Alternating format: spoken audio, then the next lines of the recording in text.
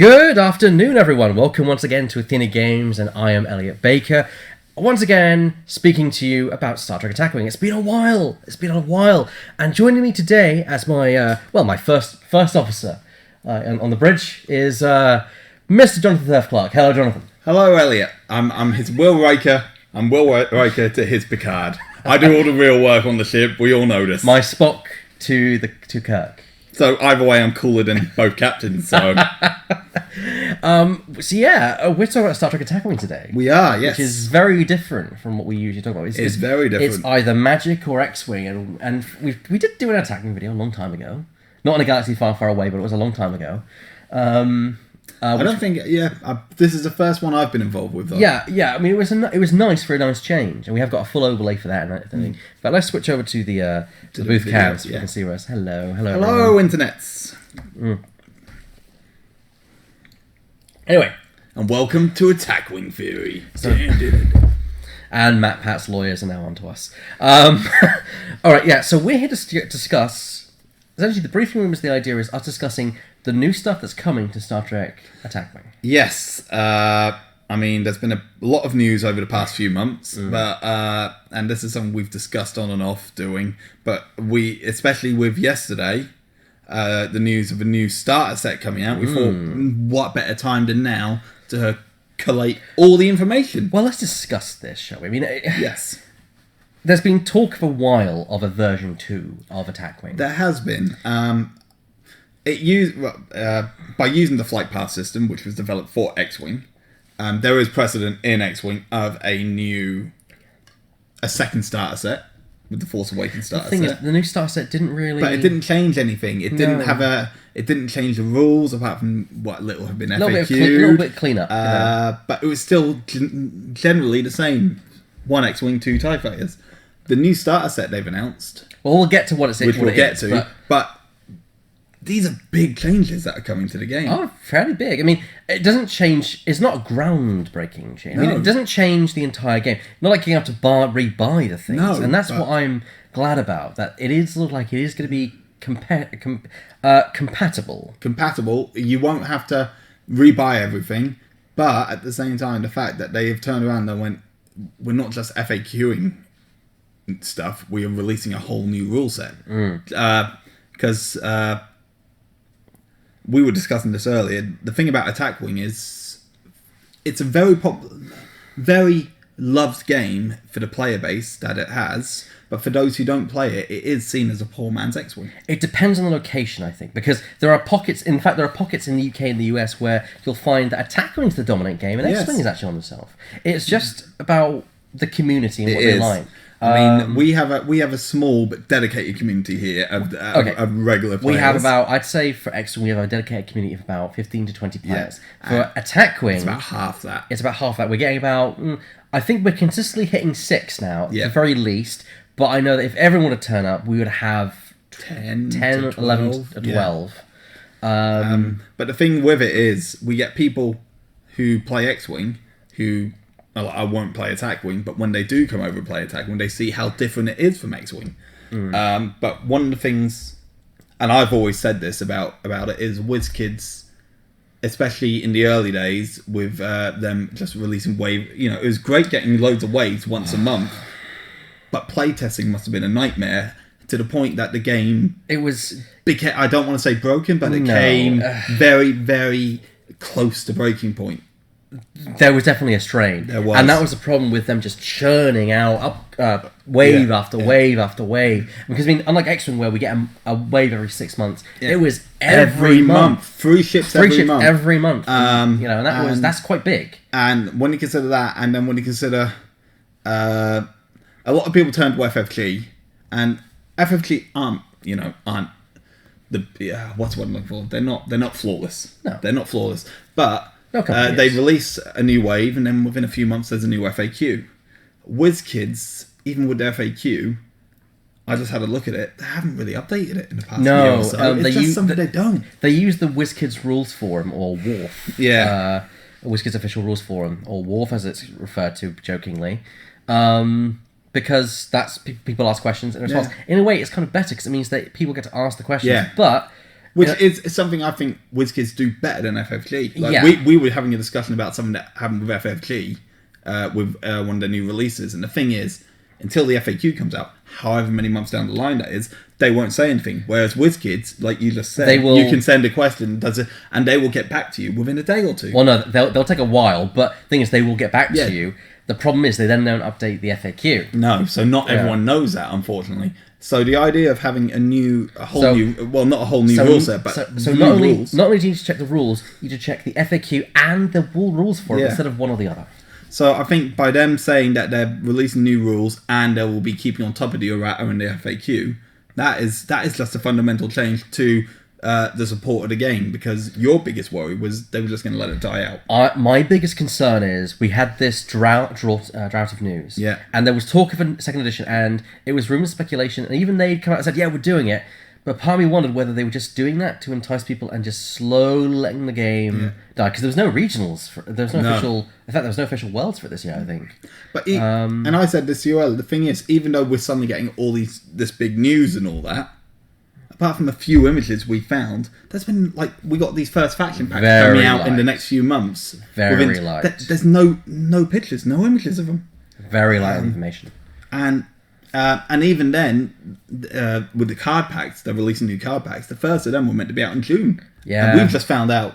Oh no! Well, we'll get to it. Yeah, but it's just there seems to be a big drought of information. But the fact that they seem to be making this push, I think I'm excited. It makes it seem like they are going to be focusing on the game and supporting it more, because I was worried it was going to die out. Yeah. Now, they are updating the rules. They are. And there's been people, we've not got any confirmation of when. We do know that it's going to be out by the time the new core set comes out. Yes. But we also know that it's going to be an online thing as well, so you don't have to buy the new core set. You can just download the rules. And rumours are saying it's going to be August, which makes sense given what we know. It is. The new core set is September. The new core set is indeed September, I believe, but the rules in August. So, which makes sense, being when the first of the new card packs is due to be released. So obviously, with them, they will have the new. They will do the new rules at the same time. Yeah. So let's have a look, see what we got. So we got several new types of merchandise. We got card packs. Yep, which I believe are retailing in the US. So over here, probably be analogous. $5.99 in the US, $5.99. So we assume £5.99, maybe even $6.99 over here. Yeah, it depends on the and tax. So. Again, while we know what card packs are being released, there isn't a lot of information on what's in them. So we got that. We got faction packs. 4 ships. $29.99. Yeah, that's what we do know. $29.99, you get 4 ships. That's very good value. When you consider ships are $12.99 each. That's extraordinary good for value. The price of 2.5, not less than 2.5 ships, you're getting 4. And again, we assume there'll be an analogist 30 quid over here. It's also great for anyone who just wants to start out as a faction. It's like, well, I've got this. I fancy playing Romans. Yeah. Faction pack, boom, 4 ships. There you go. And the thing is, even with the new starter set, which we'll get to, the old starter set will still be on sale, so you can get you can buy your old starter set, which gives you 1 of 3 ships, and then your faction pack straight away. There's 5 ships. Yeah, very good. They've got faction packs. There's the unpainted ships. There is these ones again, $5.99, $5.99 in the US. There's, I believe, 10 has been announced so far. Again for August. I think we have a picture of them, which we'll show you in a minute. These ones, the biggest problem I've always had was the paint scheme. They weren't always brilliant. They weren't always brilliant. Even now they're questionable. I think they're better. They are better. I like to joke that by the time Wave 30 came around, they were at Wave 1 standard of X-Wing. Ouch. And that's painful to say. But the idea that I think they realised that a lot of people do repaint them. Well, and the fact they're releasing unpainted ships. Yeah. Yes. Okay. There is people. The cynics who are going to say it's money. It's a money grabbing issue. Because they can just re-release all 90 odd ships they've already released unpainted. Thereabouts. However, it allows the fans, the collectors, to be able to fully paint them up how they want. it's also actually a very interesting way, especially with the card packs. Yes. Because if you don't have that ship, you either need to go and buy the original pack, which if they're out of print, tough luck. Yeah. Whereas the indication I'm getting is the repainted ships will be constantly reprinted because they're cheaper to produce. They're cheap to produce. They can shove it in a box, out you go. Yeah. No upgrades. So that's why they can keep it so cheap. It provides a service. And then the thing is, if say you want, by the time, because we don't know if they're going to release card packs to every pack, but by the time they do, if they do, you can be like, you know what? I fancy flying one bird of prey, but I want a choice. You can buy 3 different types of bird of prey card packs. Buy yourself 1 or 2 little bird of prey shit, and it is a nice. I think it's a good way for whiz kids who have been seen to be trying to emulate FFG formula to put their own stamp on things. I think. Now we've got no confirmation of this, but there's been rumours that those will also include transfers for certain registries. So that's going to be nice. That would be pretty nice. But yeah, so that's the unpainted stuff. That's the unpainted stuff. We then have, of course, the core set. The new core set. Talking about October. Mm-hmm. Federation versus Klingon. There's a few things that I pointed out to you that came out in the press release. One of them, Federation and the Klingons, in the lore of the game, Alpha Beta Quadrant. Yeah, it specifically points out the Delta Quadrant. And we don't know if that's just maybe just a little bit of a WizKids just branding. You know, maybe them just not realizing they've done it. I was worried that maybe this means it was maybe a hoax, someone had said. However, a lot of news outlets have picked it up, especially ITV2, who are quite reliable. Mm-hmm. So one thing I hope, I don't know if this is right, but one thing that WizKids have always done to separate Attack Wing is their OP events are narrative based. Maybe this is a push to try and make narrative based more of a campaign, not but more of a what's one I'm looking for element of the main game itself.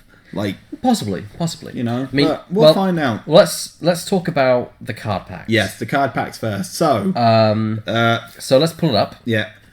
Originally meant to be released in June. Yeah, let's talk We're about July. that. We're July now. Come on, man. We're not just in July. We are nearly halfway through July. and we're still waiting. But we found something. Been pushed back to August. It has been pushed back to Makes more sense because, as you'll see when we go through it, there was apart from August all the way through to December, there's been new things announced to be released. However, the first card pack, when it was originally announced back in April, was to be released in June. There was nothing for July. Well, let's switch over and have a look at it. So here's the first card pack. It is. So this is the for the Cardassian Dreadnought. The ATR 4107 is the actual expansion of this one. Yes. The original was Wave 21. The Wave 21 Dreadnought expansion. So Unfortunately, we can't get a better picture for it. That's the best one we can. That's the best one we can find. But some of our other pictures you'll be able to see slightly better. But as you can see, looking at the cards, credit to Tucker Colby, who's a big Attack Wing community member for sourcing these for us. Thank you, Tucker. Straight away, just looking at the cards, you can see some differences. Oh yes, very clearly differences. Again, if you look onto the actual upgrade card, it shows you the firing arc. It can be fired out on the left-hand side. Sorry. It shows you there's a very clear divide. We'll be able to get you a much better picture of a separate one in a minute. But especially when you compare it to an older style card, which we're bringing up for you now. There is the original Photon Torpedo card. So along the left-hand side, as you can just see a difference there straight away. Yeah. Clearly. I mean, let me just quickly save that so people can see it. So if I roll through that here, you guys can see... Just giving all our secrets away at first. Elliot, what are you doing? If I do this... There we go. There we go. So there's the Photon Torpedoes card. Yep. That's the original, so clearly there's no indication of forward firing arc. Although it does say you may fire this weapon out your forward and rear firing arcs. However, having it visually on there means you can just glance down at it, see it. Trying to differentiate themselves, and just trying to make the game more player friendly. I agree. It looks way better, especially does. when you look back at the original one. Yeah. I mean, it's hard to see, but you have the firing arc, the forward and rear. There's a clear line divide, which is interesting. I can't make out what the text is. I can't, unfortunately, but range we will find. Yeah, it's the range and attack dice has not changed. Everything else will stay the same. Although there is a new unique icon, it seems. There. It is, and the thing is, as well with this, I believe. What is this, a brand new card, or is this a card that was already in the game? I've not seen Plasma Pulse before. I don't even recognise the art. Yeah, so although I have to admit, that new unique symbol has got me wondering what the hell that means. Yeah, maybe it's just a new symbol way to denote unique. Maybe it is. Maybe that's all it is. Maybe it is. But yes, it could be a way to say unique as part of one. Actually, no, yeah. So if any of our viewers or people who will be watching this have seen this card, let us know. Obviously, we can't know what's in every pack with over 100 ships been released. Oh no, I'm pretty certain I'm not quite knowledgeable on most of them. Another thing we found in our travels with these card packs is they've actually recosted. Some ships have been recosted. Yes, I believe the Dreadnought. I can't remember the cost of the original Dreadnought, but we do know that one ship has at least changed. Yes, so maybe more. Yeah. And the other thing for $6, so £6 for these packs. Obviously, there's going to be more cards, but we just don't know what's going to be in them. Are they going to be the same as the old ships, where you're going to get every card from the ship in them, or is it just going to be new cards? This was taken clearly at a trade show of some kind. Yes, and I think the point here was to show off what's new. So the newly changed text and card cost potentially, and the way the new format of Western Weapons. Yes.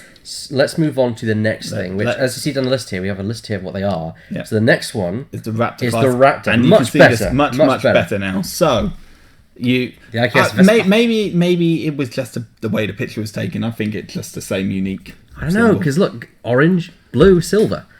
So I don't know. Maybe it's notes you can have two of these. Or something. So going to the ship card itself. Very clearly in nice bold letters telling you exactly when the ability would be activated. Yeah. And that seems to be like a common theme. Even if you look on D9 code, like setup, activation phase. So very clearly about when things happen. Exactly. Very nice. I do like that. Again, the only downside, but again, not having the biggest, the budget of Star Trek not being as popular as Star Wars, not being able to have the budget that they might have. Still using stills.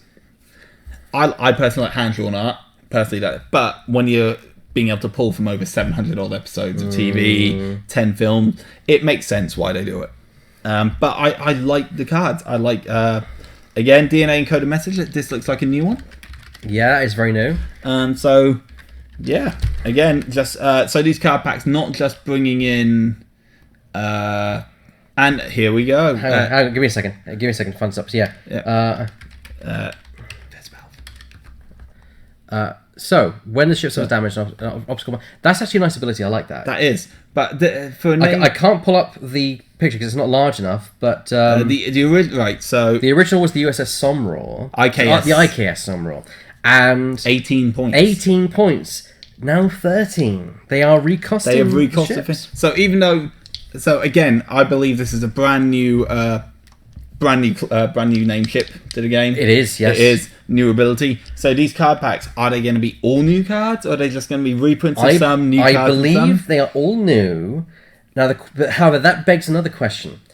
What's going to happen to the originals? Are they going to have like an article that says, here's a new point cost for everything? Yeah. Or are they going to say that they stick the same point cost? Because if they do say stick, wouldn't that make the original stuff probably arguably worse or obsolete? I would argue that too. So I think there will be a full across the board, unless in these card packs as well as these they will have reprints with the new recost. Because as we go to the drone, we'll see. Because do you know what the original format was for their point costing? No, I do not. It's basically the stats added up times 2. Because look at the Somror was 18, and what is the stats add to? Yes, they add to 9, 18, and that's conclusive across all ships, with the exception of the new big ship, the big ball cube. And of course, makes sense. So now they've now from this implies to me we've actually play tested and attempted Yes. to balance these card costs appropriately. Which makes sense, seeing as how there hasn't been a lot of movement in the game for over a year. Yeah. They've gone back to the drawing board, so Yeah. it's nice. Yeah. Right, DNA encoded messages. Yes. I think this is new. I'm pretty sure. Let me quickly do a search. But yes, so setup. You place 3 Klingon upgrade pilot talent upgrade face down beneath this card. An activation phase, you get to discard this card. Flip one of the upgrades beneath this card face up and deploy it to the captain and cook of the ship, and you remove the other 2 Completely new. from the game. It's completely new. So yes, that's a nice little way, and it makes me think you don't have to show your opponent what you got, so you can put 3 under there and then shoot. Also, instead of using text, they'll go on to use the logos. Before it actually say Klingon. Now it actually has the Klingon logo on it. So just nice little touches like that. It makes it look a bit more tidy, a bit more professional. Yeah, it saves a lot of space. It also clearly shows it's this symbol and that's that. Because someone might think, Klingon, what's Klingon? Even if they're not a Star Trek fan, they might say, what the hell's Klingon? Yes, well, it's that symbol there. That's the one thing I think from the game to begin with, they were more appealing to the fans, but now it looks like they're trying to appeal to more of a wider audience. Yeah. I think, especially with the new Star Trek series starting later on this year, and the popularity of the last 3 films, that's maybe what they're trying to bank on. Maybe, hopefully, they'll be able to draw in a few more players. So maybe not. This is a variation of card we've seen before, which is you get basically discard it to choose what elite talent. Yeah. Which, for 5 points, it depends if you have to pay the point cost of those elite talents. Again, I don't think it does. I don't think you do, no. Yeah. But again, the other thing is, would you be able to, if you have an elite pilot talent already attached to your captain, would you be able to do it? You do, because this is an elite talent. The idea is you discard this and replace it. You essentially replace this elite talent. I didn't look at the whole card, even though it's right there in front of you.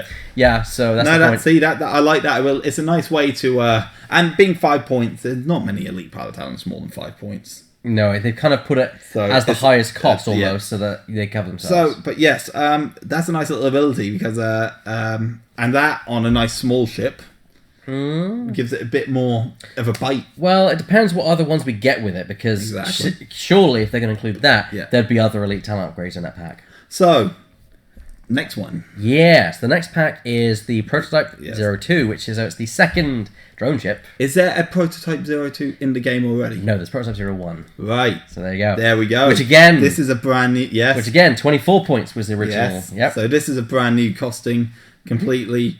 Yes, and what's going to happen with the old ships? Yeah, it does beg a question, doesn't it? Maybe they've changed the upgrade bar? That's a good question. Let me have a little quick look at Prototype 01. But, so, as we can still clearly see, there's a delineating line. So, planning phase, you place I'm sorry, I can't quite tell, but you place a token by it? Same upgrade. Same upgrade. Right, so yeah, planning phase, place a auxiliary power token beside the ship. Remove one time token from each tech upgrade. Deployed to your ship. Oh, so you can essentially remove all a time token for each of your upgrades for an auxiliary power. That's really efficient. That is. Especially if it basically encourages you to take upgrades and time token so upgrades. that maybe that's how they're getting around the cost. By lowering it by 5 points, they're allowing you to do that. Yeah. So that one, because again, this is a fair thing that we both feel is the biggest, and what really separates Attack Wing from X-Wing, not apart from the fact one Star Wars, one Star Trek. Attack Wing is all about list building. Attack Wing is all about comboing. Well, I think X-Wing has list building as well, but not to the extent that Attack Wing is about combos. You know, you can play like especially with having higher points cost, 120 to build your fleet. You can suddenly have 3 ships with 5, 6, 7 upgrades each. So this ship may only be a quick week out or Romulan drone pilot. Exactly the same as 01. Yes. Evasive. However, now what this says to me is you can fly 2 drones. You can. However, look, that new unique symbol's back. Are we sure that's a unique symbol? Well, or maybe that's just saying it's a non-unique card. No, because non-unique cards don't have anything. Now, so far, we've not seen anything... Because this is a unique symbol here. Yeah, that is. So my thinking is this is either saying, like, maybe you can only have 2 of these or something? Yeah, I was about to say that. Maybe it's a way of saying it's limited. Yeah. Not unique, but limited. So you can only limit yourself to 2. It could be an indication of limited, actually. Yeah. That makes sense to me. Yeah, because, if the ship, a combat phase, if the ship is in the primary, secondary, or secondary firing arc of an opposing ship, place 3 time tokens on this card. Perform a cloak action, sensor echo action. Right. As a free action, if this ship does, remove an opposing target lock token from the ship. Interesting. And here's the other thing we noticed as well. Before it would say can only be attached to certain ship, actually has a little symbol telling you what ship. It has a corresponding symbol to the drone, yes. And so that's what I think. So then there's a prototype 1, a prototype 2, and is there a generic drone? There is a generic drone. Maybe these, maybe it's limited, or maybe these can only be attached to unique ships. That could be a thing as well. I doubt it, so then it would hamper. I think this could be very good for any drone. Be. So I personally think that it's limited. It is like limited but until we get more information. Because you have 3 tech slots here. Yeah. So you could theoretically get 3 of these, and you can still get the effect every time. You could. So actually, your idea of it being a limited indicator could actually be true. Or maybe, like you just said, maybe instead of being unique, it's limited so you can only have 1 per ship. That's what I mean. Limited so 1 per ship. Yeah, maybe that's what it is. In fact, that probably makes the most sense. Yeah, because if you've got 3 of these, you could just get that action every time. Exactly. So I think that makes complete sense. So, yeah. And then finally, the final. Again, we have to apologise. This is the best photo we could find. And it's not responding to my commands anymore. So, technical difficulties. Sorry, internets. God, always when we're streaming, eh? Always when we're streaming. All right. The Grissom. The Oberth class card pack. So... USS Grissom. Again, is this a ship we have seen before? We've not seen the Grissom. We've seen an Oberth class before. Yeah. But what was the name ship in the Oberth class? It was the Pegasus, wasn't it? It was. So again, how much did that cost? Oh, I think that was actually appropriately costed, but I think it was 16. In fact, we could do the maths here. Let's see. 5, 10, 20. It'd be 20. So let's see if that's right. Yes. USS. Pegasus attack wing. I bet it's 20. I bet it is 20. Would you look at that? 20 points. Yeah. And the generic was 18. But because you're losing yourself 1. Yeah. So for 14 points, so this has been completely, again, recosted. You're losing 2 points. You're not losing 2 points, you're losing 6 points. 6 points, sorry. Same upgrade bar. Something to do with an auxiliary power token. When the ship would be destroyed when attacking, the attacking ship must discard an upgrade card. If it doesn't, place an auxiliary power token beside it. So basically, when the ship would be attacked, the attacking ship must discard. When its ship is destroyed. Yeah, when the ship would be destroyed, the attacking ship must discard a crew upgrade. If it doesn't place an auxiliary power token beside it. Okay, I have a problem with that. One. Okay, it's cheap, I get that. But if you have an ability that reacts when you're triggered, when you die, I don't really like it because you have to die. You do. You kind of want to stop yourself from dying. It's thematic for the ship itself. Oh, it's brilliant. I love it. It's thematic for the ship itself. But at the same time, and I think that's another reason it's so cheap. It's designed as a sacrificial lamb. I think that's why. I mean, stats aren't brilliant anyway. Yeah. 20 points is a bit excessive. Yeah, but for 14, yeah. For 14, I would definitely say that's fair enough. And then Genesis effects. Yes, set up. Place 1 crew card with a number of... basically with a crew number of X or Y under it.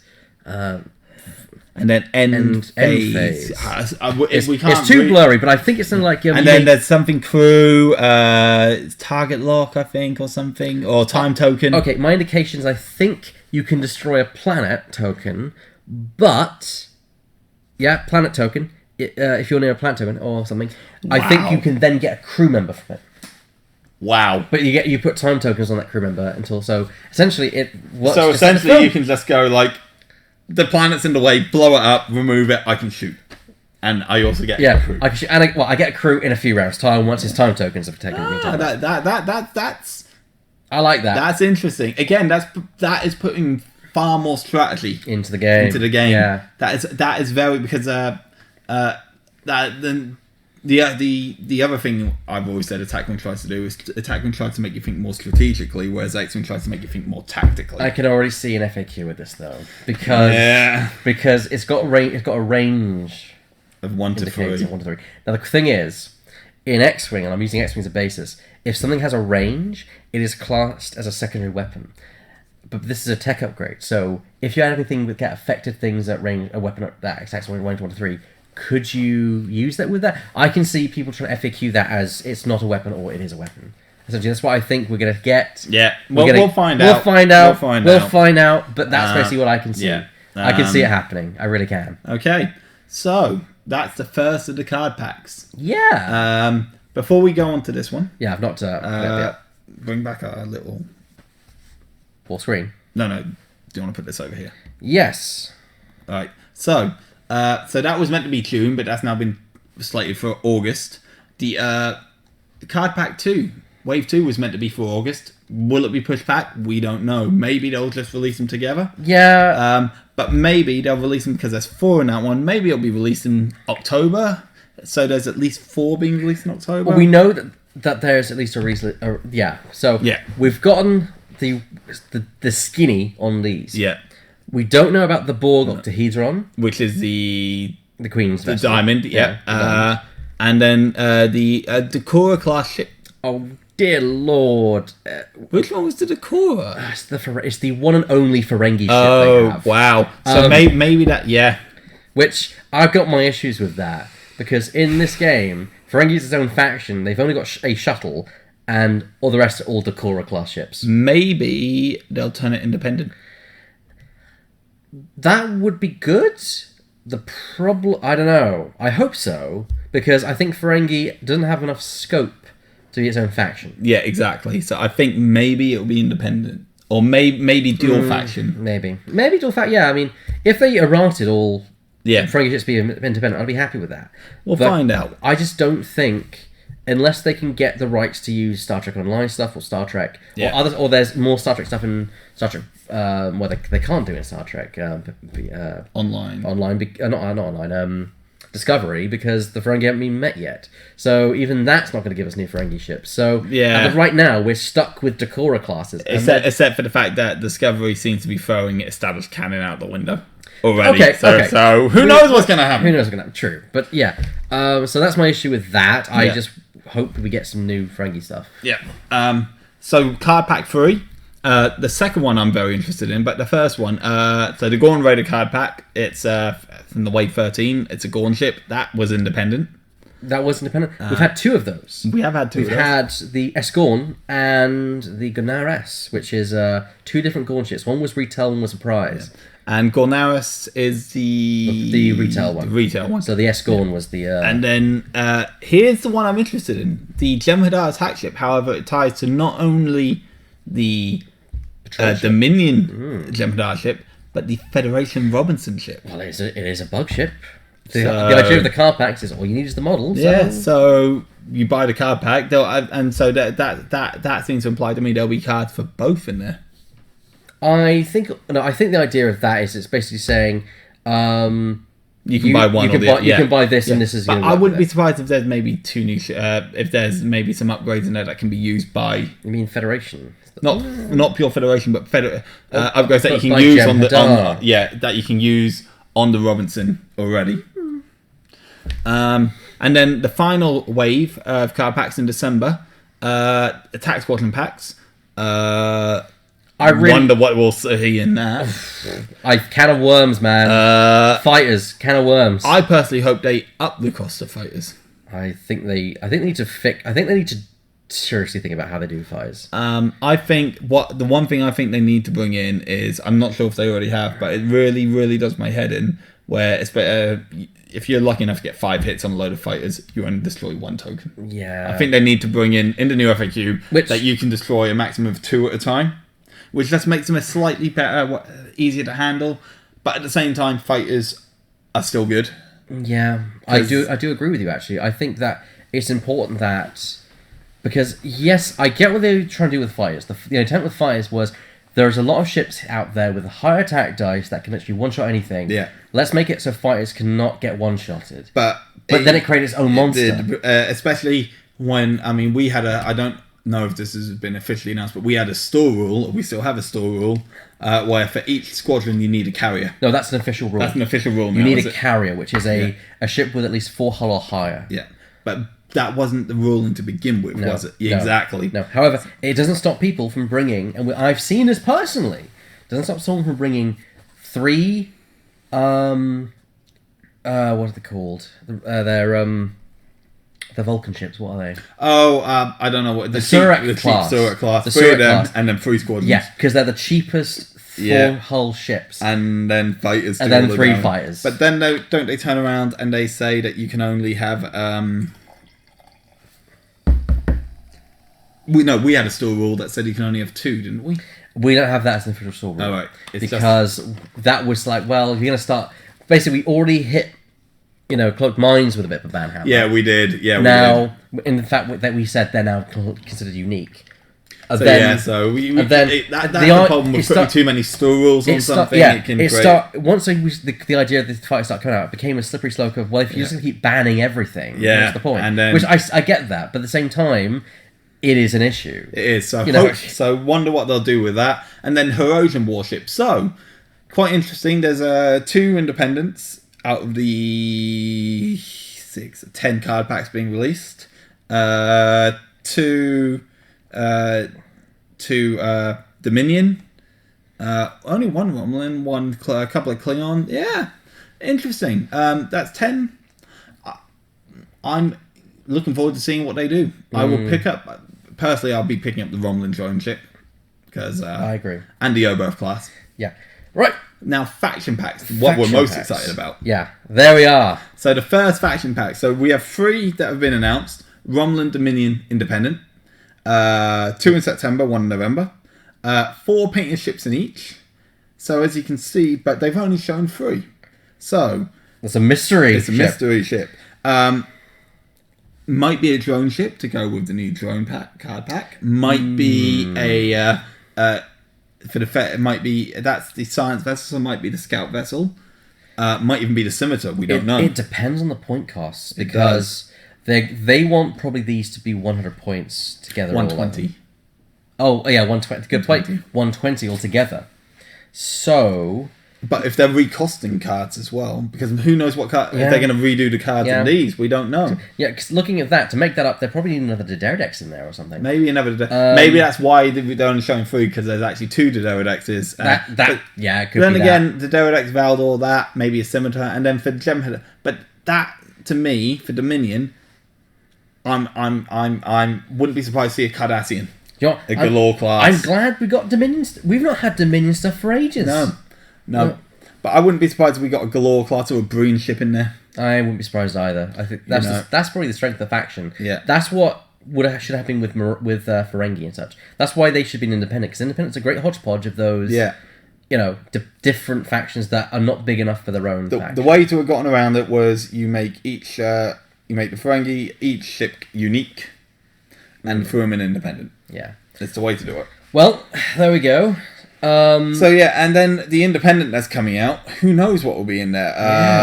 What I feel is interesting is it's an independent fleet, because even is Mirror Universe classes independent? No, Mirror Universe is its own faction. In fact, Mirror Universe encompasses anything that's alternate reality, even though it's not Mirror Universe. So independent. We have the. I reckon though we won't see anything that's in the new card packs in these, so there isn't going to be overlap. Yeah, I think they want to keep it unique. Yeah. Now, so independent. I reckon there'll be you'll get Tholian. Oh my god, a Tholian fleet recosted. Not a full fleet, but you get a Tholian. No. Get a Tholian web spinner. Oh, I'd love it if you got a full Tholian fleet. Yeah. Oh, that'd be amazing. But I reckon there'll be Tholian in there. I reckon you might get because Tholians are hellacious. Different Herosian. I'm gonna go a bit around. I want Tholians to work. I really do. I love the little ships. But they're just too expensive. Yeah. And to layer web costs an action, and I think it should be an automatic thing that they can do. I think either that or just automatic should be something they should do, or just a special ability of certain ships, you know. But independent, things like Kazon are independent. Yeah. So there'll be Kazon in there. Actually, no, Kazon's his own faction. Oh, is it? Yeah. Oh, okay. Forget I said that. Who knows? Who knows what could be in there? I just think it's unique that it's its own faction. Which leads the question: are they going to have it where it is a fleet of certain like mini faction within independent, or are they going to be truly all unique ships from different episodes? That's the thing. Maybe the independent faction will be, like you say, it will be 4 ships from one, like from one race, like, but I don't think there's enough to do it. No. Unless they turn around and say Kazon and Ferengi are now independent, we just don't know what they're going to do. No. Oh, I love it. But yeah, I'm happy with that. So new faction packs, £30 for 4 ships. Not very good value for money. Very good value for money. September, and November. So, yes. So within the next 2 months, I'm gonna add this to all the dates right now because we But again, what I said earlier is at least WizKids have turned around and went, yeah, no, we know we said June, but now we mean August. Yeah. Whereas FFG was like, we said June, it's still coming in June. Yeah, but it's November. No, it's still coming in June, and then it'll come. And it comes when it comes. FFG, WizKids, at least tell us. Okay. So unpainted ships. Yeah. So 10 different ships. Wow, a Klingon bird of prey. Because we've not got enough of those, have we, Johnny? Intrepid class. However, the one thing I see with this is, with these, because they are just going to be purely the ships and no cards, there's no card packs announced for them yet, you have to kind of have these ships already. I agree. Then again, we're looking at this from people who have been in the game since the start. Maybe they'll turn around and they'll just release the actual ship card. So you have a Klingon ship, you buy yourself the unpainted ship, and you just get a generic Bird of Prey card in there with the unpainted ship, and then you can at least throw that down with whatever Klingon upgrades you have. I think they would have said if that was the case. They may have said, who knows what's going to happen, but it is for people, but I think the unpainted ships are, first of all, like you said, so they can come out faster. And, it's this. Basically, they're trying, the idea of the normal wave packs now is to have the first ship of that model. You then have an unpainted ship, which you can get at a later time if they stop producing that wave ship. And then you paid it yourself. Yeah, pay it yourself. And then you've got the faction packs, so it's like, we can now just start making faction packs because they can get the model from various sources. And I think the faction packs are a good way to get out the new cards, the re-ruled cards, stuff like that, for a decent price. So you're not spending... Because to buy 4 ships by itself, you're looking at maybe another $15, $20, £20 on top of that. Yeah. So... But it's nice to see a few things in there, like the Intrepid class, the Warbirds, Katinga. It's interesting to see that the unpainted ships all come from the big 3 factions that was in the game the big since 3 Wave factions, 1. Yeah.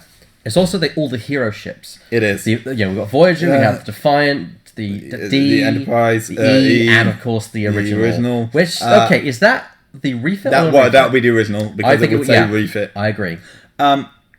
I wonder if they'll finally do an official ruling on that on the Enterprise and the Enterprise refit. Actually, no, because look. Oh yeah. So. Yeah. Well, there's a picture of some of the unpainted ships. Well, the render of them at least. Yes. Which still looks better than the original, how they appear in their packs. No disrespect intended, but at least they're getting better. It does. Now the big one. Yeah. The starter set. The starter set. 4 ships. This is what $44.99, which people are thinking, but you're getting a faction pack for $30. Yeah, but in this you're also getting all the rules, you're getting all the templates, you're getting all your tokens for $45. And here's the thing: we've got the IKS Vaughan Kempex Vorshar, the Sutherland, and the Enterprise D. Am I right in believing that none of them have been released independently? The Sutherland was a prize ship. Yeah. The Enterprise D, the only way to get it was in the original starter set. Correct. Kempex was a prize ship. No, they're all new. And they're new. Those are 2. So we're getting a release of the Sutherland, which you can only get if you played an OP or spent an extortionate amount of money on eBay. The Enterprise D, which the only way to get was from the very first starter set. Although there is the new one from yesterday's Enterprise, which is an OP prize, but there is, yes. But again, that's what I mean. Either OPs or starter set. I mean, there is a Nebula class and a Galaxy class wide release retail ship, but that was the Venture and the Phoenix and the Phoenix. There is Vorshar class and a Cavort class Bird of Prey. I think it was the Meta and the Bird of Prey. Well, just pick a name. It could be any Bird of Prey. Pick any Bird of Prey. But again, 4 ships. Again, differentiating itself from X-Wing even more. Because now you literally got yourself a mini game, 60 points there straight away. And it's and instead of just releasing the same ships again, it's allowing people to pick up ships they haven't been able to get. Okay, this sparks a question for me. When X-Wing did its 2nd edition, it released a new damage deck. It did. Do you think we'll get the same thing, or will it be just the same old damage deck? I don't know. The thing is, I don't think there's anything wrong with the current. There isn't anything wrong, but then again, there wasn't anything wrong with the original X-Wing damage deck, I thought. True, actually. Maybe they will, maybe they won't. But maybe if they do it, they'll be worried they're skewing too close to what X-Wing did. Maybe. But I mean, the big thing is we're getting the revised rulebook in this. Oh, that's the big thing. The revised rulebook. I mean, I'll be picking one up. Oh, me too. Now, even if I don't pick anything else up, I will be picking up one of them. Now, here's the question. Enterprise D, Sutherland. 2 ships we've seen before. Same as the original, or recosted, or is it like completely new? This will be the thing. This will be, I think, the first taste of whether unless they bring in the name ships we've already got in the card packs, as well as the new Prototype 01, as well as Prototype 02. This will be the first, until they release pictures of these, we won't know. The argument with that is that we, like you said, we don't know anything, but if they're saying it's compatible, but then don't adjust the point cost, I think they're kind of superficially saying it's compatible. Yeah. When it's not. Technically it's not. So we'll find out. So I reckon it could be a case of the new rules will have a new FAQ and they'll just announce a blanket new points cost for everything. Yeah, just even if it's like a big FAQ, yes, it's a pain in the rear, but at least people will be aware. Exactly. And that's what I'm hoping. I'm hoping it'll be a 3rd Enterprise D with a new unique ability, different Picard. Yeah. New same cost. with Sutherland. Yeah, new cost. Because the card packs, if there are all new cards, nothing to say. The two Klingon ships are brand new. They're new anyway. There's nothing to say. I mean, some cards like the Photon Torpedoes will be the same. No, don't make them the same, WizKids. I want to be able to use torpedoes and actually have them useful. But yeah, who knows? Who knows? But I'm excited about that. I think I'm more excited about that than anything else. And as I mentioned earlier, you got 3 faction packs: Romulan, Dominion, Independent, but none Federation, none Klingon. And I was wondering why haven't. And then this is obviously something that's been in the planning phase for a while. Suddenly we get this and that explains it. Well, it's sort of a mini faction pack for both. If you want my opinion, the reason we've not seen a Klingon or a Federation faction pack is because of all the factions, I think those 2 are the strongest. They are. Whereas Romulan is probably the 3rd. Clearly, it's the top 3, but it's still not up there. And so, I mean, I focus mainly on the odd Federation ship, but Romulans is what I mainly focus on. I've got most of my ships are Romulans because unlike X-Wing, where you can, and Armada, where you can afford to follow each wave, there was just no way to do it with Attack Wing. There was no way to do it with unless you got on the very ground floor. There was no way to do it. So I had to make a decision very quickly. I'll focus on Federation and Klingons and the odd ship here. No, Federation Romulans and the odd ship. That's here and concern. There. I mean, people complain about the buy-in for X-Wing and Attack Wing. It's like you've got 30 waves to catch up. If you can, good luck. If you can buy them. Which again, this goes some ways worth saying. Because part of me has a concern. Okay. That all this, yes, this is big news. This is all them doing it. Part of me has a concern. One of the reasons they're doing this is they have run out of new ships. They've just run out of ships to print and new ships to come out and new waves, and so they're doing this.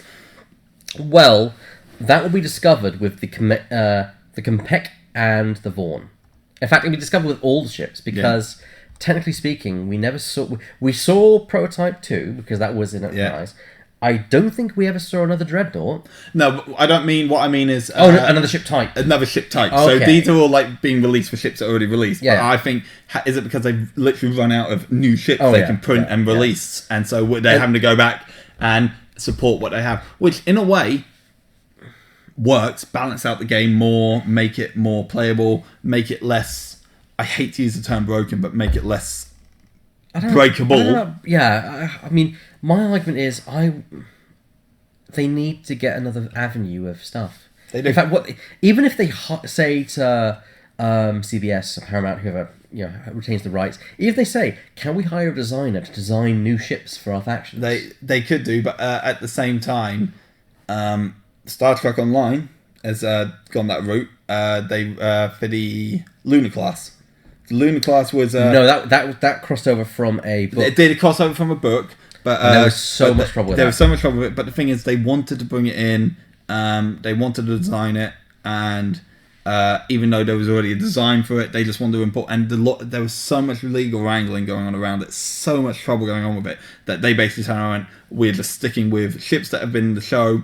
And that we can tinker with a little bit. We're not designing new ships ever again because the nightmare. And I don't think they will let them. No, they've designed new ships. In fact, I've actually gotten back into playing Star Trek Online, and there are a lot of new ships they've designed, and they're brilliant design. Are they new ships or are they Yeah, like refits of old ships? Because I remember like you see like the old Ambassador class, and then you can get the refit 1, 2, 3, which does change the way the ship looks quite a lot. I'm about to show you what I like to call Starship intimate language, intimate visuals, shall we say? Because a ship was recently released, which I love, which is Star Trek Online Reliant class.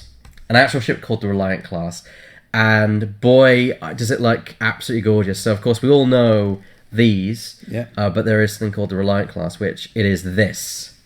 It is essentially it's an updated Miranda class. Yeah, but it is a new class, technically speaking. It is. And look, just if I go on this, look at that. Oops, why is it not appearing? Technology. Yeah, it's amazing. It's amazing, isn't it? It's absolutely amazing. So amazing I can't get on the stream because it's so amazing. Right, let me do this. God damn it. Technology, you win once again. There we go. Look at that. It's a nice ship. And it is a 24th century Miranda class. It would be nice if they could turn around and incorporate some of these ships. So the thing is, you say it's just 26th Miranda class, but to be fair, 24th century Miranda class. But technically 25th. It is actually 25th. The argument there is there's only so many different configurations you can have for it. There is, but the thing is, why I said that was we already technically had a 24th century Miranda class with the Nebula.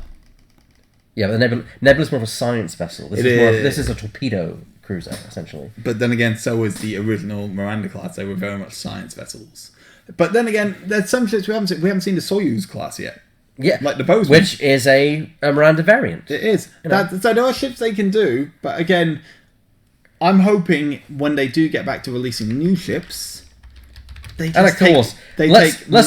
not forget the big one. My favourite one, which needs. Where is it? Where is it? The Enterprise C. Where is it? They were doing the SA's Enterprise event. And that's the thing. Why didn't they? Why didn't they? It's because there's no mould for it, and that would require them to actually do a mould. So if there was a grand prize, yes, they would. But give us an ambassador class. And that's the thing. There's no ambassador class. There are ships still to be released, and my hope is with this, the new release model they seem to be doing is they will go. There was the Enterprise F. There was also the Enterprise J from Enterprise. Yeah, well, I think maybe that's going a bit too far, but I'd love it because it's so massive. I mean, let's forget. There's the F, and the F is larger than the Enterprise. Look at the size of that thing. Yeah. But my hope... Sorry, I keep on getting distracted by the pretty pictures. My hope is they'll just take more time between wave releases when they eventually get back to wave releases. I like the business model they've done over the past of 10 or so waves of one new ship and 2 repaints of old ships. I like that model as well. I like that model. And I think that fits better. Which also leaves the question is, what's going to happen to that? Is that going to carry on or is that going to stop? We'll find out. Because they've not announced anything. They've not announced anything, but they haven't announced anything to the contrary either. So that's true. There's a lack of information is no confirmation of anything. Yes. So Yeah, so the game... I still think they need to either adapt things like Star Trek Online stuff or get a designer to design his own new stuff for the game. And we know that can work in other games. Again, bringing back up X-Wing. The Imperial Raider for Epic Play was designed for X-Wing. Was then moved over into Armada and is about to make its full canon appearance. It's made a canon appearance in the books and about to make its first visual canon appearance in Battlefield 2. There you go. If this can appear in Star Trek Online, I'm pretty certain we could get that and other stuff for Attack Wing.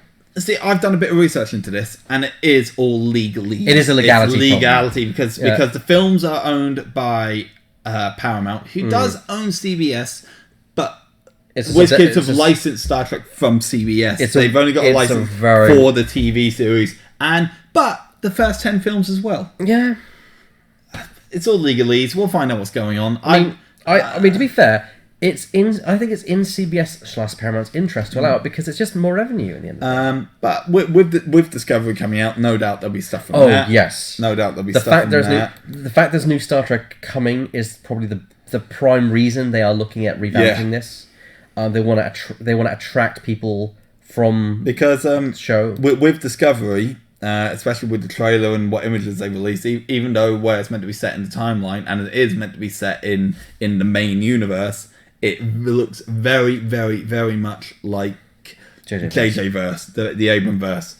But one last thing I wanted to discuss: OP events. More specifically, the new model for OP events, which is now no longer a prize ship, which then moved down to a prize card pack. It's now a prize card. Well, cards. Yeah, but for each OP, it's one card. Actually, no. The indication that we don't know. I Chronological Chaos, Resource Rumble, Trap Travis. The thing is, this looks like one set. That does. So I think the idea is you get a participation resource. You might get a participation card because this looks like a reprint of the original Shelby in new format. This ship may re-roll. And then when defending against... Yeah, that does look like... It looks like the original Shelby reprinted. And then, is it discard, and target the opposing ship. Roll an attack dice result on... That's a new card. This is a complete new card. But it's Sherlock Holmes data. I love it! Come on, so on a crit, discard a card of your choice on target ship. Amazing. Battle station, discard the captain of the target ship. Amazing. Hit discard a crew of the target ship. Nothing. Do nothing. Okay, so there's a 50% chance of getting nothing. Otherwise, is pretty much all good. And again... And it's an action. It's an action. And also, the range is on here as well. So it looks like they're standardizing the range as being here. So that's nice. So again, you got your pure unique. I want this card. I want this card. Yes. Those blue symbols we saw. The limited. Star. Yeah, limited. Maybe they mean faction unique. So as opposed to saying this card may only be... you're not wrong, actually. Like this card may only be put to a Romulan ship. Maybe it means it can only be used for the faction that's on the card. That's actually quite a good call. But then how would you get around it's got to be unique and in faction? Yeah. It'd be blue. It'll be both. It'll be yellow with the blue. We'll see. We'll find out. But I think you're on the right track with the limit option. Yeah. So anyway, you get a card now. Yeah. Okay, I've got mixed feelings about this. Same. We discussed this earlier. I like the idea that because your OPs, you have your 3 events and then your big grand final, or your 2 events and your grand final. I like the idea of a card for the 2 events. But for the grand final, I still like the idea of a prize ship. Yeah. I still like the idea of a prize ship. I see why they're doing it, to bring costs down, more casual, for the customers to not have to pay as much for the OP events. But there was already a big change when they got rid of the blind boosters, which was one of my favourite things. I love blind boosters. I love the blind booster. Bring them back. I did. Bring them back. And then there was another big change when they got rid of the model, and you only get the card pack, which I didn't even know about until recently. But apparently that's been around for a while. And now this again. And like I said, the one thing that WizKids have always done better than FFG was their OP events. They were narrative based. I like that. They were more often. They were just there was more better prize support. in terms of what you can Oh, win. well, yeah. Well, that's arguable, but okay, some work, some didn't, but they went out their way to make each one different. I will admit that. Look, I'll admit, I love the mission-based stuff. I always love the fact that you could get a resource. That's useful. I love the fact there's a big prize ship. Things with X-Wing, there's more, at least there's more spread of prizes. Like there was a top 2, top 3, or top 4, I should say. Things like that. But I've always said that the prize of OPs are the biggest strength and the biggest weakness of the game. Because I love that you get something unique and it feels so special. Yes. At the same time, is Power Creeps City. Power Creep City, for the people not lucky enough to either play in the OPs or just not good enough to win something, you're a collector, you'll never get it. You're spending money on eBay to buy it. The biggest problem I've always had is, especially in the UK where the OPs are run a few months after the US, you can get people buying the grand prize ships from the end of an OP event and playing them in the OP over here at the beginning. And that's one thing I always thought that was a little unfair. It should be, if that is a prize ship for that OP, you should not be able to use it in said OP until after you would have gotten it anyway. But that is just my personal opinion. Yeah, I mean, I know some people don't agree with me, but that's my personal opinion. I've done that, which literally was only it was during the Genesis wave, or the Genesis event, and I ran Kurge's Bird of Prey because it was thematic. Although I excused myself because we offer a prize for most thematic, which is voted by the players. I excused myself from that vote because of that. First player prize, second player prize, most. Then it's first player, most points earned from the scenario, right, and then a player voted prize, which is thematic. Yeah. But if there's no thematics, then people vote for their favorite. And then it used to be first, second, and then randomly. It used to be first, second, and random, and I wanted to change it. And that's because we were able to do that due to the kindness of the people running the OP. Yeah, I mean, technically, because I'm a player, I could literally just say, I'm going to take one of those, thank you very much. Yeah. But I wanted to keep the community active, and so as a result, we still offer all 3 as prizes. Yeah. I don't get comp, or the judge doesn't get comp for it at all. Because before you helped run them and organise them, the store manager who did organise them did not play. Did not play Attack Wing, so he donated his prize, which helped build the community to what it is now. It did help build the community. Yeah, it did. Yeah. But the one thing what I like about our Attack Wing community is the players very much help shape how the OP events work. I agree. Like if we are thinking about introducing a store rule, we let the players discuss it. If we are thinking about doing the change from having the first, second, and randomly associated to how we should distribute the prizes, the players discussed it. Yeah. And it's a very much a democracy thing going on. And again, that's one thing. I love X-Wing. I love Attack Wing. I love Armada. We both love them all. But the one thing is, Attack Wing seems to build a community spirit, whereas X-Wing is very competitive. Even on friendly games, it can be very competitive. Well, I disagree with that. I think a lot of there are definitely competitive players. Nothing wrong with that. But there are also casual players of X-Wing. There's nothing wrong with being Don't get me wrong. We have a couple of players who are very competitive in Attack Wing, but they're very competitive with each other. They just bring lists to annoy each other, and it is hilarious to see. Well, that's the thing. Well, one brings a list to annoy the other, the other one just brings a list to win. Jamie and Matt, who are the 2 in our agree, they're usually I call them the big 2 because it's usually one of them who will win. Yeah. So, but you know me, I always build a list that will not win, but wants to mess with them. Yes. Yeah. That's the whole thing. You just sit there and you're like, well, they are going to win, and Bugs will win most thematic. Usually, yeah. What can I do to annoy Jamie? And that's what you build. You build a shit list to annoy Jamie. I like to say that I've set up a nice accommodation space up here in Jamie's head. Yeah. Because it used to be what can we do to annoy Matt, but Matt doesn't get annoyed. Matt just plays. He's like, but it's more fun annoying Jamie.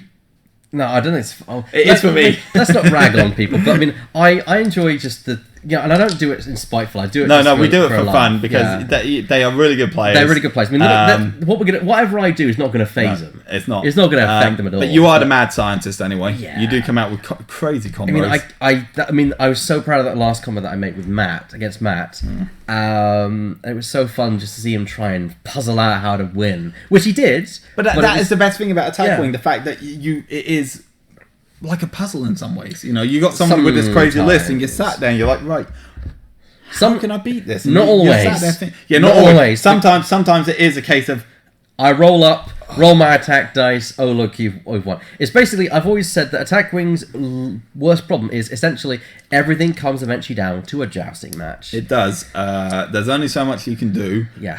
And the biggest problem with that is limited playtesting. That is With the rush of new releases when it first came out, limited playtesting, and you get new cards that come in, and suddenly like these cards, they're like, oh, these are really good cards. And then later on down the line, some other cards come that you can, and it's like, oh my god, this just makes it. I would stand by WizKids and to the end, but at the same time, I will criticize them to say that they don't test their stuff enough, or they didn't at least at first. Yeah. Even in later times, they've not. I mean, let's face it, they put Type 8 phase array upgraded phases. Brilliant cards, but they're such a staple now that I always put them in a Federation list. And it's a problem because it is creep, essentially. And that is why one of my biggest problems. You get a few cards that you will always have, and the biggest problem was with the resources. You would always have to see this, which was a flagship. Yeah, you'd see the same resource because even though you got all the others, there was just no point in taking it.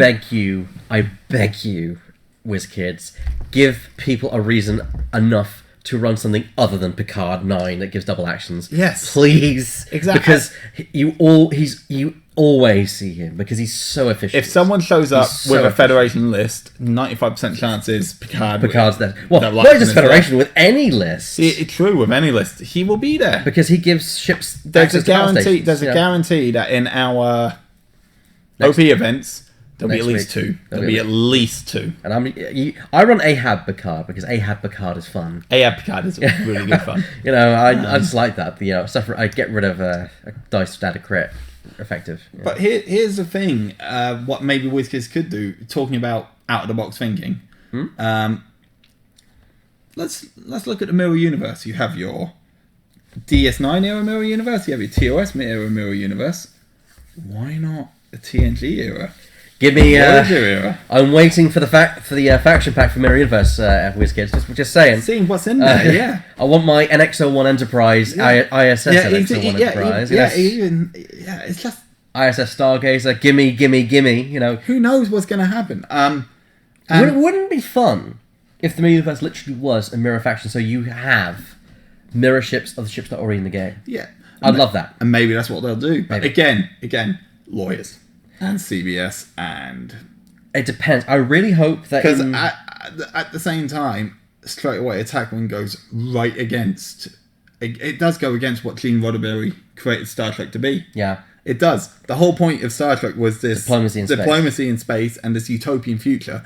And we've made a game about it, about blowing each other up. Well, yeah, that's true. I completely agree with that. The issue I have with that is that, with all due respect to Gene Roddenberry, is he had no sense of drama.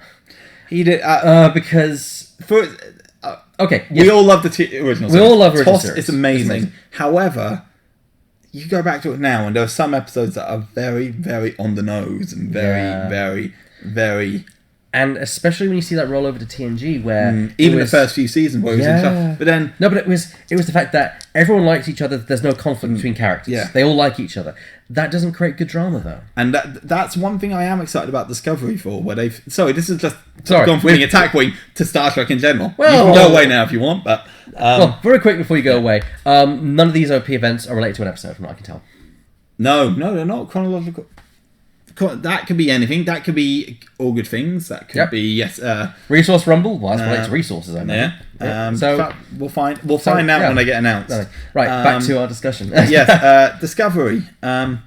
One thing I like is that they've announced that they will be allowing interpersonal conflicts, which is good. Now, and when DS9 allowed itself to do that, DS9 is my personal favourite, and when DS9 allowed itself to do that, it became a really good show. Great. Yeah. I mean, look at the episode. I'm watching Babylon 5 right now, and I'm seeing a lot of similarities. Exactly.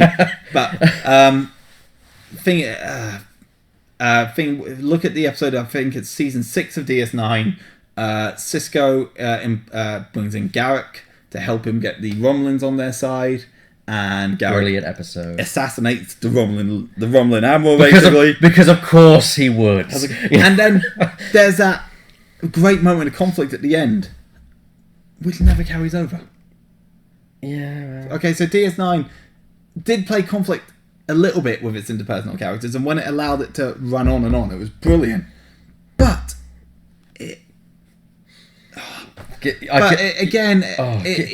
me another Garrett card. I can't. Even though it turned around and tried to do be more darker than normal Trek, it still fell into the trap of resetting the status quo. Yeah. It's a personal status quo at the end of every episode. There was no. Whereas Enterprise, on the other hand, I mean, it took a season for Archer and T'Pol to trust each other. Yeah. That was interpersonal. But even then, they didn't go as far as they could. Yeah. And it wasn't till, again, Enterprise was such a missed opportunity. I think Enterprise is one of the best bits of Star Trek we've had in a long time. Season 3 and 4 of Enterprise. Oh, yeah. Season 1 and 2 were... they were dodgy, but so's the rest of them, to be quite honest. But then again, you look at Season 1 and 2 of Next Generation. Yeah, they call it growing the beard, and yes, Riker had his beard in Season 2, but even then, Season 2... Next Gen didn't get good until Season 3. Yes. Next Gen didn't get amazing until Season 4. Because of Best of Both Worlds. DS9 didn't get good until Sisko grew the beard. End of season. Are you saying that if had Archer grown a beard, that we would have had Season 6 by now? Archer had a beard in the mirror. No, he didn't have a beard in the mirror. No, he didn't. No, Archer was the one person not to have a beard. And in fact, Saval had a goatee. Beard. And yet he was nice. Yeah. Although I'll say, he did have stubble. Very harsh stubble. Yes. Yeah. If Archer had grown a beard... In fact, if everyone on the bridge should have grown a beard, Enterprise would have made him. Enterprise Season 6, 7, 8, maybe even 9. Shran with a beard. Shran with a white beard. I would have watched that. I would have watched the C out of that show. But no, I'm excited for what Attack Wing's I am excited for what Attack Wing's going to do. I'm excited. Okay. When do you think we'll get the Discovery? Because they'll do it. You know they will. Next year. I agree. I reckon if they do it, because again, the problem is CBS and CBS All Access are two separate companies, and CBS All Access subsidiaries, is online, and this isn't. And does that mean they can use it? They can't use it. There's going to be a lot of legal wrangling. Right. I wouldn't be surprised if there's people at WizKids right now thinking of it, but until the series comes out and until they know what it can do, and until there's some canon information, we're not going to see anything. But I reckon a year from now, there may be rumours.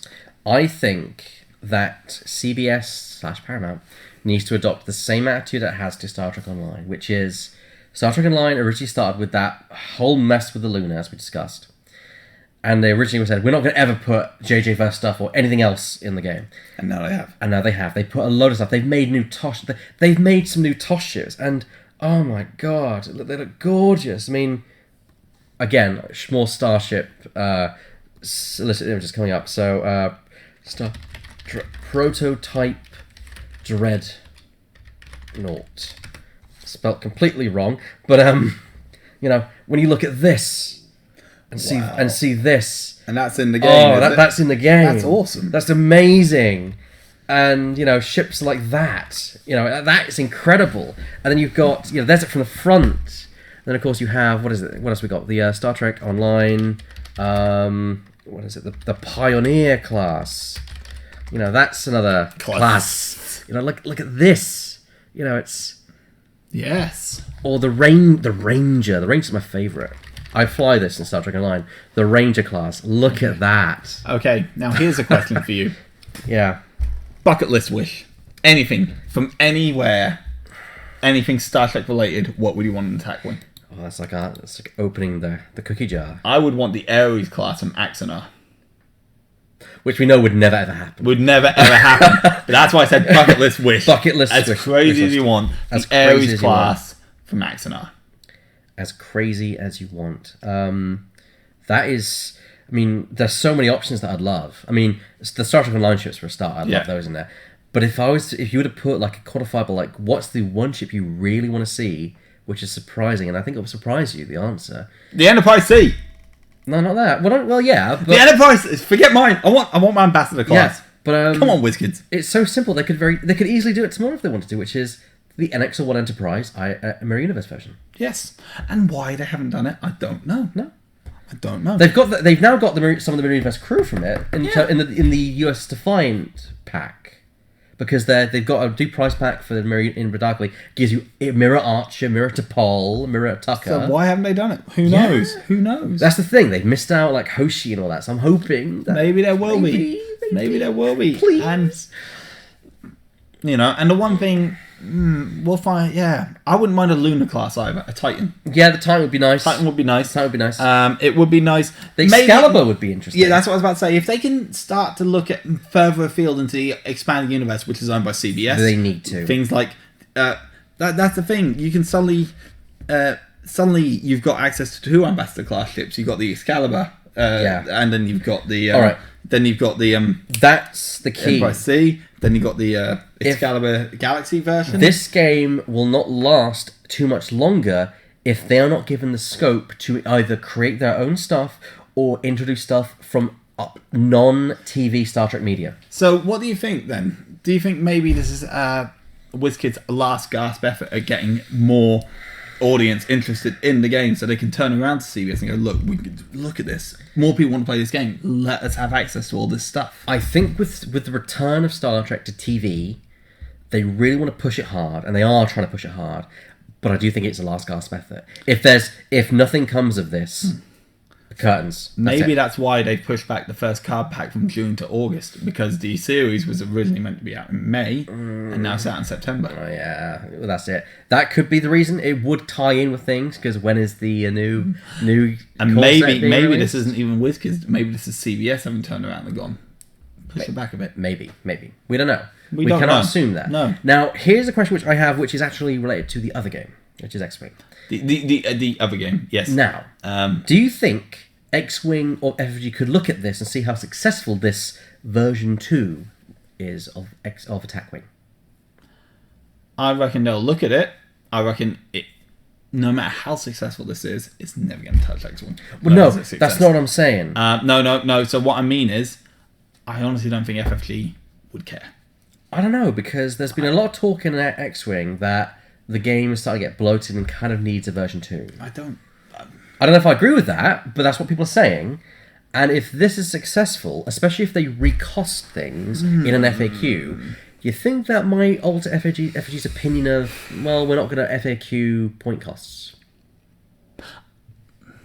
I don't know. Maybe. But at the same time, the thing is, as I just said, this doesn't really matter, because this could bring in new customers, and then it could die off. X-Wing is never going to die off. You're always going to have that hardcore fan base. You're always going to have that. I'm not arguing that. I just think that I don't discussions. Know. I would love it. I'd like it. Yeah.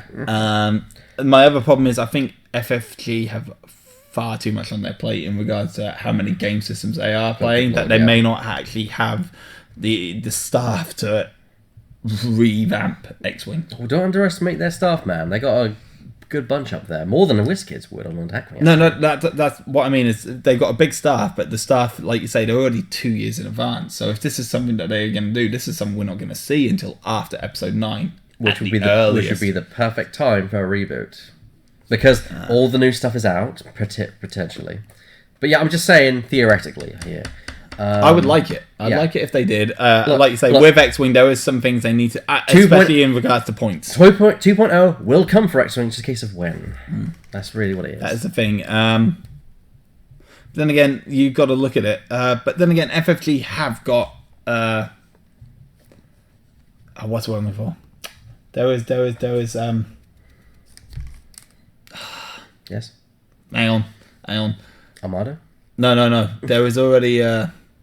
I can't remember. But they've already released a version 2.0 of one of their most popular games. Game of Thrones. That's the true. card game. So there was already... I can't remember the name of the word I'm looking for. A precedent. Precedent, thank you. There's already a precedent for it, in that they've released Game of Thrones version 2.0. The thing with that, though, was it completely negated 1.0. So if this is something they want to do, given how much bigger X-Wing is, they need to do it in a way that doesn't negate the amount of money people put into it. I agree. If FFG turned around and said you've got to rebuy everything, I think that would be like no. That would be the end. That would be the knife in the back of X-Wing. I think what FFG have going for them is the fact they can use old EU stuff still. Yeah. They're I mean, this is not an X-Wing video, but I'm just talking about the implications of this impact against. Yeah. No, but that's what I mean. I think because they can use the old EU stuff, that if they were that, they have a more pressing need to revamp it, because it has more longevity. Yeah. If this is going to get strangled by the law, by the lawyers, by the legal side of things, no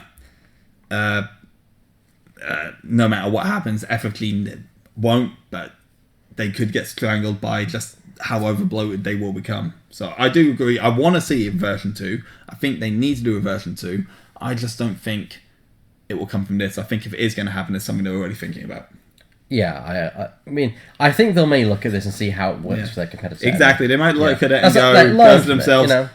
So that's what worked when they did it. That's what didn't work when they did it. What can we do differently? But I think if it is going to happen, there's already people at FFG who have been sat there for the past year. I imagine they would be thinking about things. A lot of people did think when the Force Awakens core set came out, that was it. Is this going to be a version 2? And it wasn't. No, it was just simply another expansion. Yeah. Whereas this is quite clearly new. Well, would it be version 2 or version 1.5?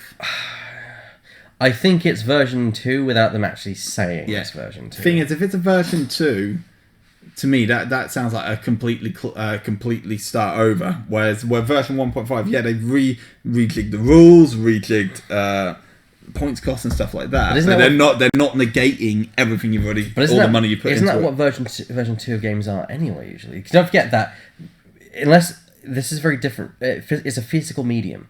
And if you turn around and say, you've got to rebuy all the stuff, which is what happened with Game of Thrones, Game of Thrones players were not exactly happy with that. They weren't exactly happy. And we've seen what happens. Look at Games Workshop, one of the biggest games company in the world, when they retconned out, like the squats, when they retconned them out completely in version 3, 3rd edition. And the players who were like, oh my god, you can't... And the backlash was so considerable, they've turned around and went, we will never, ever remove an army from the game again. So it doesn't... And I think the problem that Attack Wing and X Wing are never going to have is they're based on a set canon. Yeah. Whereas when you try like a company like Games Workshop, it's training under the fact that they've said we can never do anything, we can never really change our story, no matter how many years down the line. So I don't know. I think they won't. They don't want to alienate because it is big. Oh yeah, it's not the same size as X-Wing, but it is big. They can't afford to alienate, especially after you consider how much money it must have gone to development of this version 2.0. They can't afford to alienate the fans that they have got. I think this is them, because I think there would have been discussions of them doing a 2.0. I think this is their idea of, well, let's do 2.0, but not negate everything and find a way to compromise with that. Yeah. Which is so that they've not build it as 2.0. No. I think it's 2.0. But it's not them officially saying it is. But at the same time, I think that works. I think it works. That's what WizKids, as I said at the beginning, I like the way WizKids interact more with the fans. I like the fact that you can ask them a question on the forums. Yes, it may take a while to get back to you, but they will get back to you. I'm glad you clarified that, because my statement would be what interaction? We'll get back to you. Whereas FFG, just nothing. But they release more articles, arguably, so... Maybe you could argue that. Yeah, I don't know. It depends. So we'll have to find out. But I reckon. Let's put it this way. I know the names of the designers of X-Wing. I don't know the names of the designers, even what they look like of Attack Wing. I could tell you that Alex Davey and Frank Brooks make X-Wing. But then again, technically, you could say they were the father of this because it uses the same the flight path system. Yeah, but they've licensed it. Yeah, but they're not the designers because no, they aren't. Yeah. Well, grandfathers we'll call them.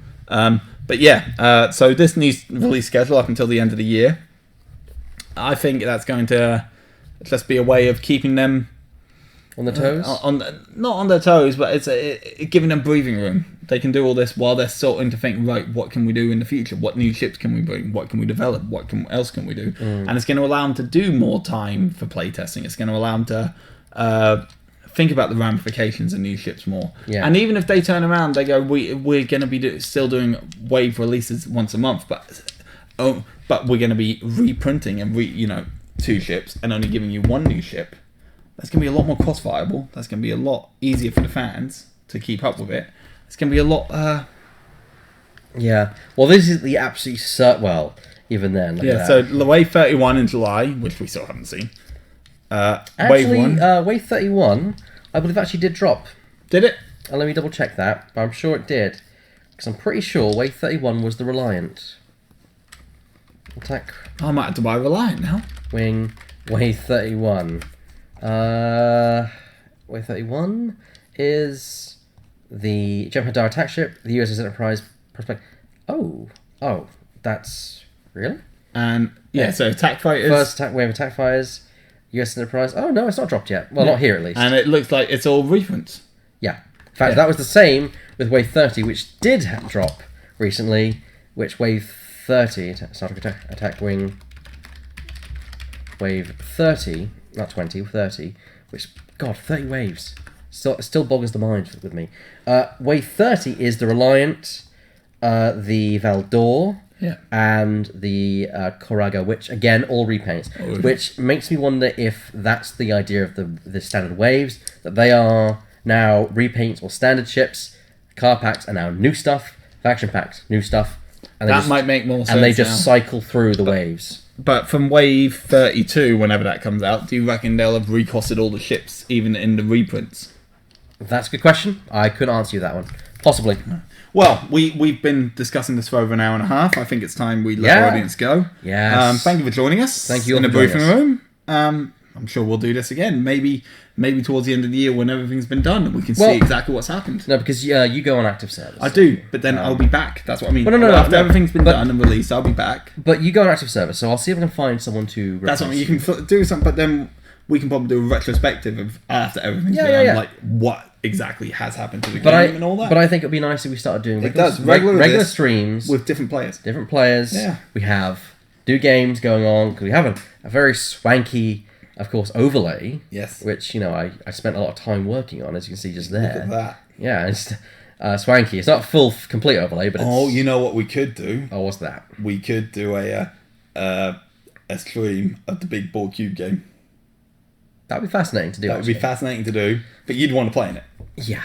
That's the thing. It's also finding commentators because although with X-Wing we've got such a big pool that I can take a player away, and it doesn't matter. With that game, you take 1 or 2 people away. That's 10%. That's 10%. Yeah, that's 10%. It's. I mean, now that we've got a bigger player base, it's definitely feasible.